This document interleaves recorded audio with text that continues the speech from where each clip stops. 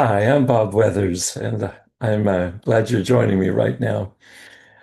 I'm speaking to you right now in May of 2026. I'm just a week away from my 71st birthday, and I want to offer a few reflections that are timely right now. I've been invited in the next couple of weeks to present to a group of lay people. It's a group of property managers locally here in Southern California, as well as to a group of psychology interns also here locally on the topic of addiction recovery. And it's given me an opportunity to reflect on all that I have culled over nearly a 50-year career in some version of clinical psychology, and in the last nearly 15 years, concertedly, specifically focusing on addiction recovery. The work I do these days is as a recovery coach. And I wanted to distill down some of the kind of the key insights or core nuggets of that which comes up again and again in the work I do. It's very much rooted in my own recovery, which began, I'm coming up on 14 years ago, June 1st. And so it's equal parts personal and professional, certainly. And my work is very much in that vein. And this presentation is meant to be in that vein. This presentation is meant to be, first of all, it's informal. I have some notes before me to kind of keep me focused because I want to cover just a few key points and want to make sure I cover what's essential, at least to me, in these key points. And owing to the fact that you as the viewer will be viewing this probably at home or maybe at work, I'm going to be suggesting some exercises that I'll be introducing to the participants in these two upcoming presentations. This Saturday morning, it's to the group of interns, and then next Wednesday, it will be to the a room full of property managers. So um, I'm going to invite you to complete the exercises as I give them. And I guess as a preface to that, when I come upon an exercise, if I forget to mention it, you can just pause the recording that you're viewing. If you're viewing this or listening to it, complete the exercise and then come back in and we'll move forward. So there's a way that you can participate as those that in these two groups will be participating, and that would be my wish. I'm more and more convinced after a career significantly spent in teaching that interactive learning is the pedagogy of choice in terms of how it is, at least that I learn. And I'm hoping that you'll find it valuable too, that I will be presenting some information for sure. And that's all very well and good. But it's kind of where the rubber meets the road, where we ground this in personal experience, that I think it gets remembered and also incorporated quite literally into our being. So I'm going to invite you to join me. Before we start, you might want to have a pad of paper and a writing instrument, a pen or a pencil nearby.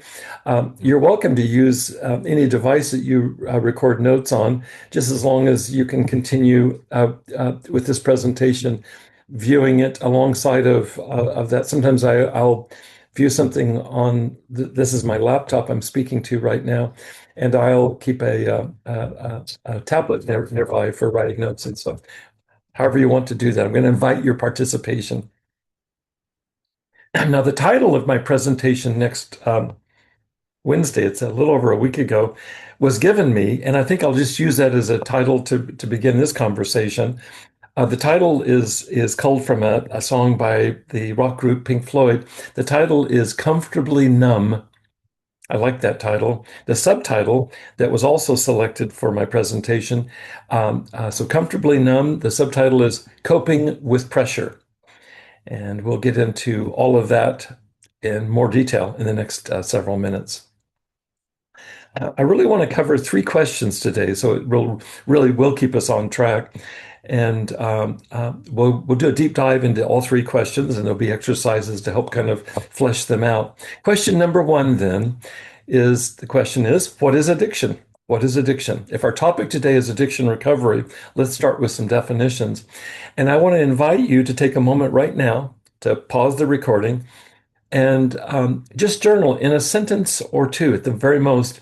How would you define addiction as you understand it? And use your own words, your own concepts, your own understanding, both personally and relationally and perhaps professionally, to answer this first question. So, what is addiction?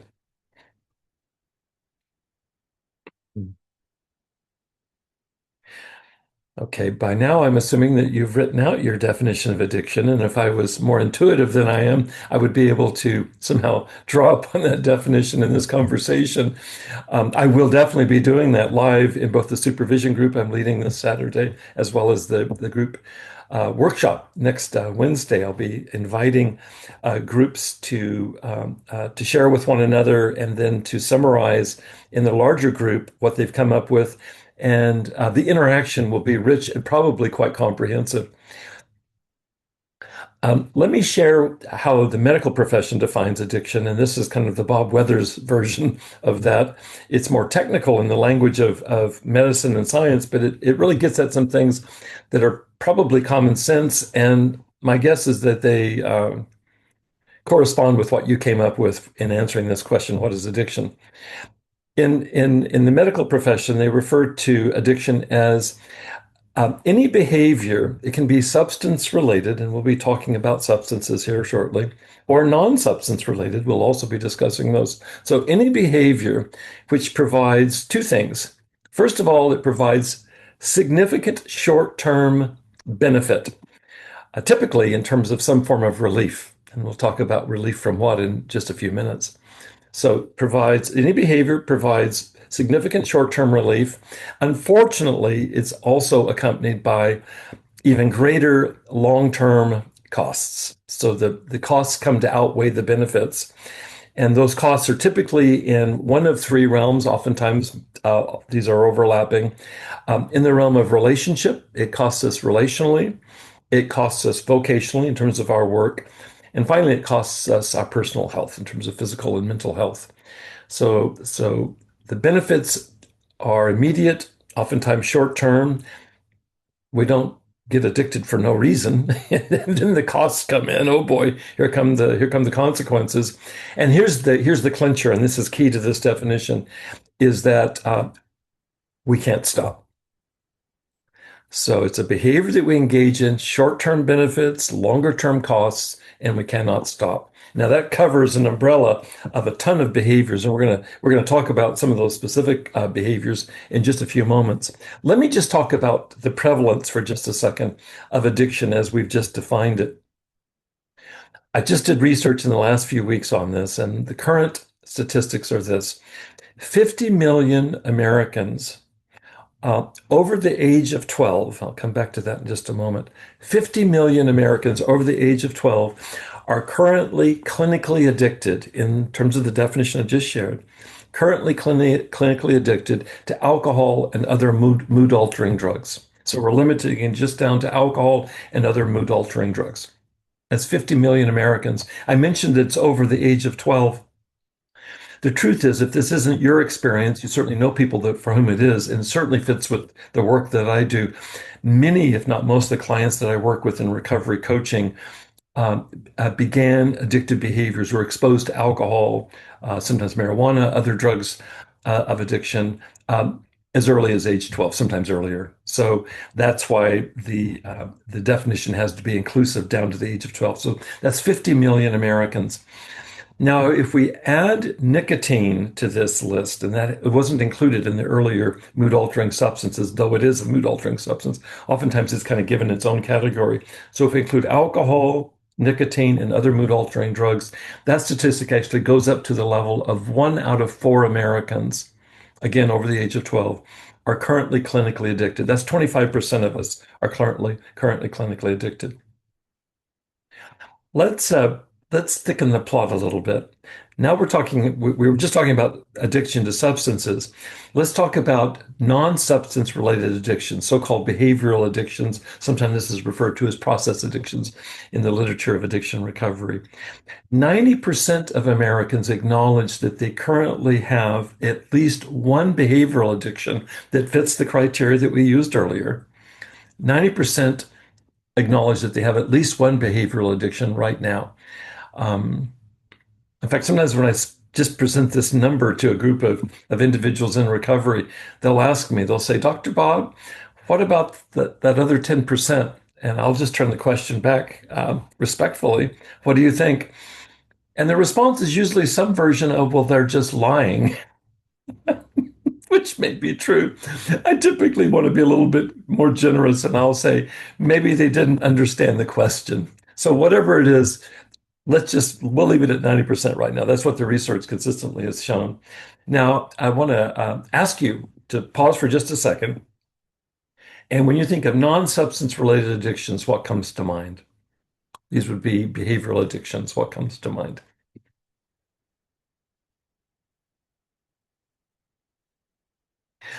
I'll cover a number of the biggest ones right now in a list, but you're going to be able to think of ones that I didn't include. And certainly this list is not comprehensive.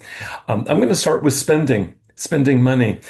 Gambling is a prominent addiction, but I also call it, in my own life, I just call it buying stuff I don't need. So buying stuff we don't need. So spending, where we have a compulsive relationship to spending money. Speaking of compulsive relationships, a compulsive relationship to eating. And this can include overeating, it can include dieting. So this is a not uncommon behavioral addiction. Another behavioral addiction is addiction's compulsive relationship to sex. And so there's all different manifestations of that, particularly in this day and age with the prevalence of online pornography being so not only easily available, but unsolicitedly so. You open up your browser and bam, there you're hit with something that there's a lot of individuals addicted to pornography slash sex. Speaking of online, the internet in terms of social media, you will be aware of this. I'm just summarizing things that you thought of, I'm sure. The internet, doom scrolling, uh, online video games.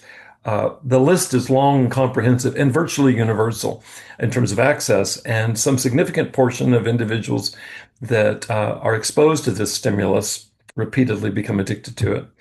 I mentioned dieting earlier. I didn't mention exercise. That exercise also can certainly become an addiction, and we're gonna look at the details of the kind of the biology of addiction in a moment. And anything I'm naming right now behaviorally accesses the same systems in the body and the brain as do substances, and so exercise can do that. And since I'll be speaking to a group of professionals who are training to become psychologists in this next week, as well as professionals that are currently involved in property management, work can become a source of addiction, and that's also not uncommon, and many of us can relate to that.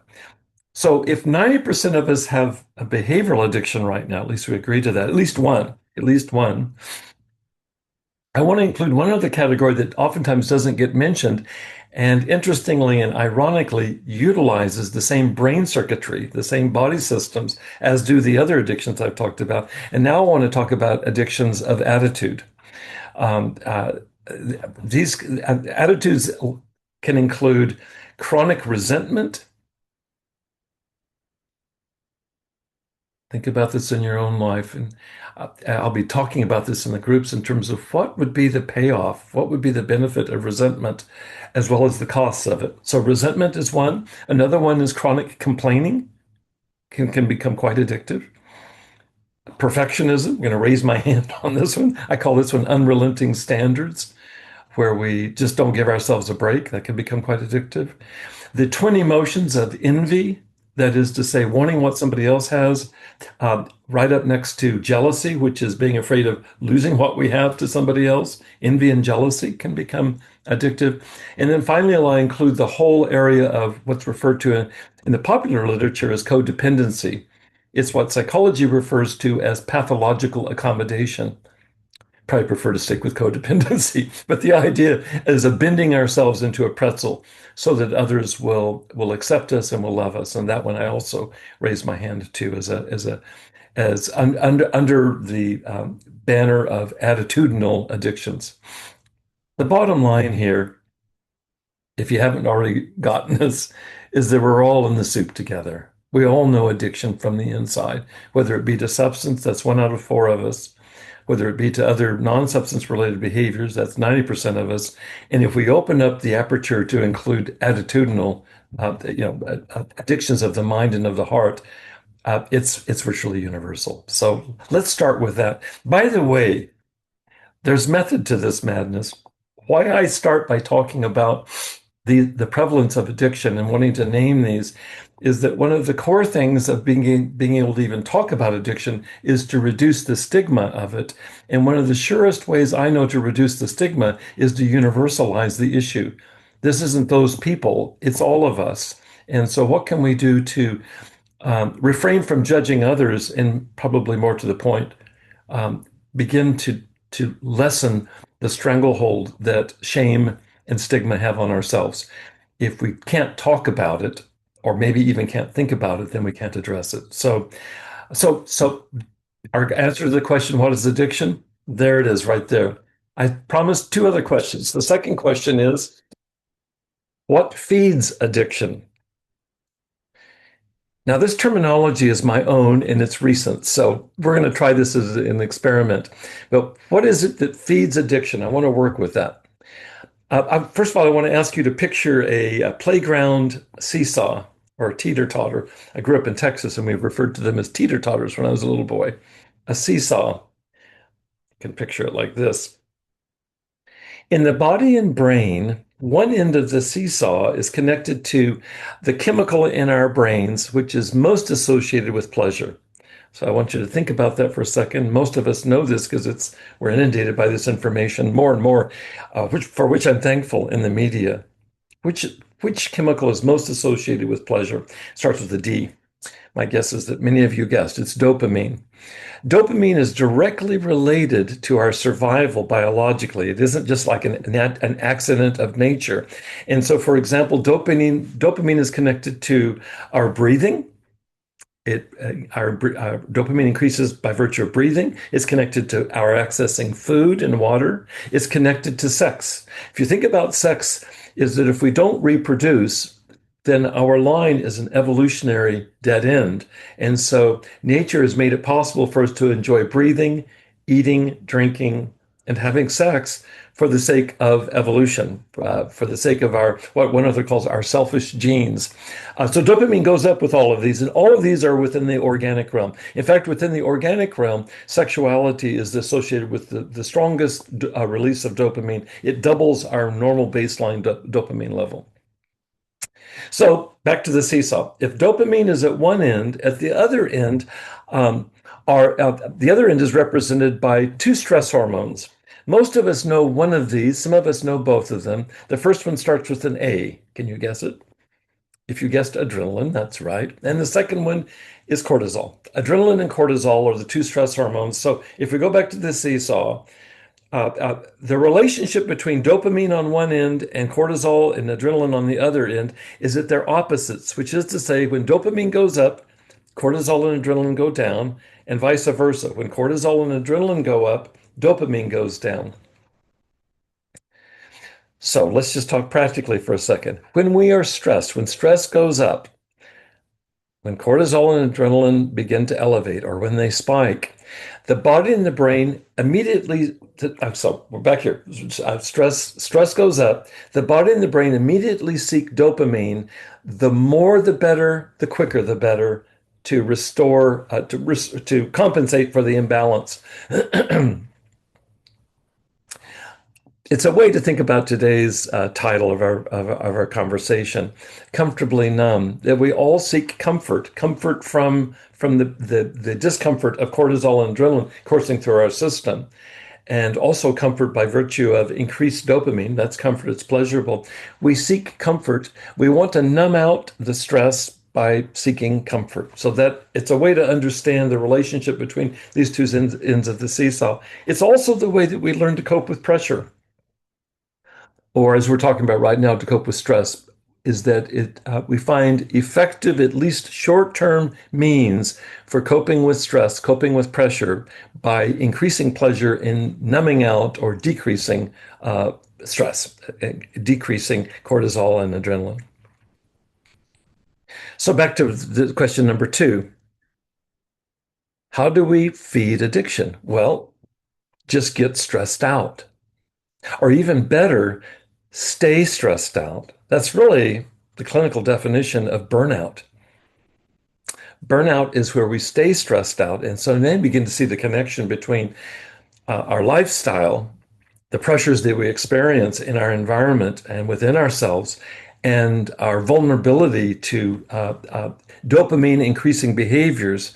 And we're going to talk about this in a moment, but all of the substances of abuse are they increase our dopamine greater than sex does, which is to say, if sex doubles our normal dopamine level, all of the substances of abuse are north of double the level. So, for example, alcohol and marijuana are somewhere between 2 and 4. Cocaine quadruples our normal dopamine level. And just for the sake of completion, heroin is 10 times our normal dopamine level. Methamphetamine is 12 times our normal dopamine level. So you can see if we want quick, uh, uh, uh, fabulously powerful results, the lure of substances of abuse, and then all the different addictive behaviors, if we can stack those on top of each other, they'll achieve the same end by reducing stress and increasing pleasure.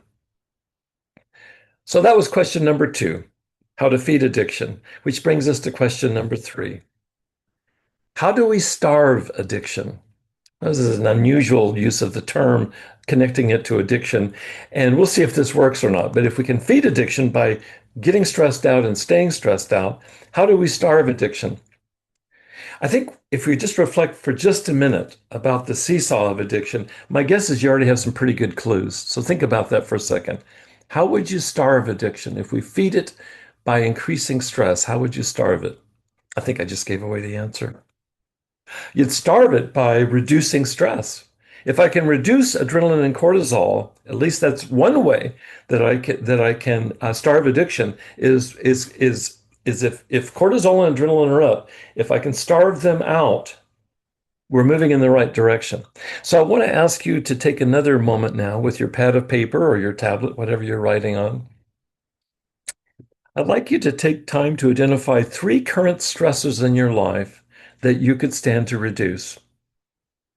The goal here is to decrease baseline cortisol levels. Remember, we want to decrease baseline cortisol levels by reducing stress, thereby starving addiction. So take a few minutes now to write down 3 current stressors that you'd like to reduce. Okay.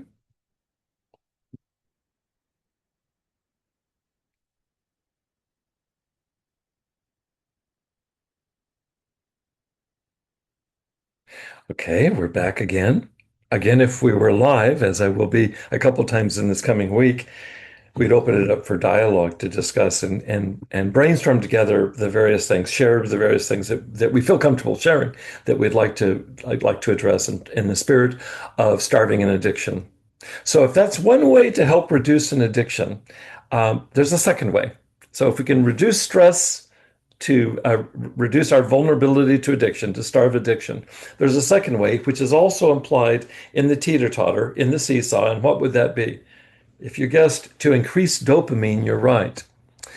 I already mentioned this. If sex doubles our normal dopamine level and all the substances of abuse are greater than double our normal dopamine level, and I played that out for just a moment ago, you realize what we're up against ain't easy.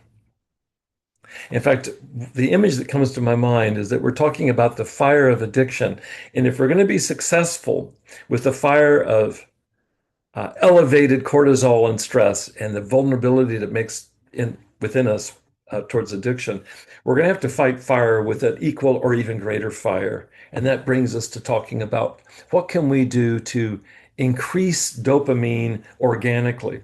To put it this in a different way, what are non-addictive, nourishing activities and behaviors? What are nourishing resources? And by nourishing resources, I mean across the entire realm of our experience, body, mind, soul. What are nourishing resources that we might increase in order to raise our normal dopamine levels, our baseline dopamine levels, as well as to starve addiction? What would be 3 examples of behaviors resources that you might employ in your life, either to begin with or to increase their frequency? What are three examples that you might give of nourishing resources that you could bring more on board in your life in the spirit or with the goal of starving addiction? Take a moment now to write those out, if you will, please.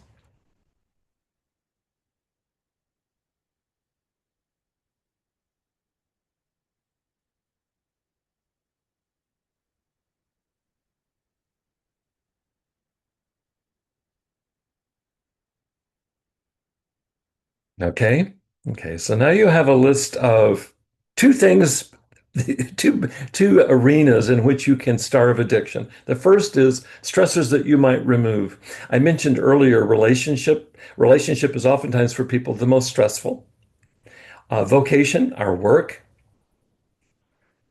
whatever we can do to manage our bodies in terms of caring for them so that we reduce stress levels. All of this is gold in terms of our being able to starve addiction. And now we've included positive resources that we might include in our lives that feed our bodies, that feed our minds, that feed our souls or spirits. Long-term success in addiction recovery requires that we address exactly what we've talked about. Think about this for a second. Virtually anybody can stop an addictive behavior, including to substance, temporarily. If we're addicted to alcohol, we can get rid of all the alcohol and just and not avail ourselves of that. That's not the issue. For some, it is. But the greater issue for most is sustaining long-term success in recovery. And to do that requires just what we talked about. Back to the seesaw. It requires that I reduce stress in my life and I do it as intentionally as possible. And then secondly, that I increase nourishing resources in my life. Again, body, mind, and soul. And then I do that as regularly, as consistently, as much as possible. Now, what I've just described really summarizes what I do in my work as a recovery coach. It also, by the way, summarizes what I do personally because I'm really committed to what we're talking about. We're works in progress, so I'm certainly not perfect at this, but I'm really dedicated to what we're talking about because I'm really dedicated to recovery because I really like being able to function. Um, as one client puts it, as the best version of myself, and I suspect you do too. So I'm interested in reducing stress. Who doesn't want to reduce stress? That's why we start off with our various addictive behaviors. We have to find creative ways to reduce our stress, and we can by addressing them at the root. And then, secondly, who of us doesn't want to enjoy our lives more? And everything I've talked about in terms of resources that would pertain to increased enjoyment, peace of mind, contentment, all of those are correlated with our being able to starve or reduce addiction. So, if we want to starve addiction rather than feed it, we have to lower our stress levels and increase our, I'm going to call it our pleasure levels in the organic realm. And we have lots of options there. And so my work with clients, I see clients here locally in Irvine, Southern California, in my office here. I also work with clients across the globe online, for which I feel very grateful to be able to touch people's lives across the planet. And the work is thematic, is that first of all, they need to stop the addictive behavior just to interrupt it. But in order to sustain it, it requires just exactly what we've talked about, to move from being comfortably numb to being fully alive and learning how to cope with pressure, to cope with stress creatively rather than to have it take us out. I would invite any of you that have questions or anything at all, comments that you want to make, to respond to me. You can write me. You can go to my website. It's drbobweathers.com. And you can contact me. I'd love to continue the conversation with you to support you in any way I can, whether it's for yourself or for loved ones. All of us, if we're not dealing with it ourselves in terms of addiction to substance, know someone that is. And if what we said earlier is true, all of us are in the soup together in terms of understanding addiction of some form or fashion quite personally. And so I hope this information can be inspiring and hopeful to you. I feel really optimistic about this work. My wife Colleen is a marriage and family therapist, and she sometimes has said to me in the past, she calls me Bobby. She says, Bobby, I don't know how you work with people in recovery. And because it's a stressful population, at least that's what she was saying for herself.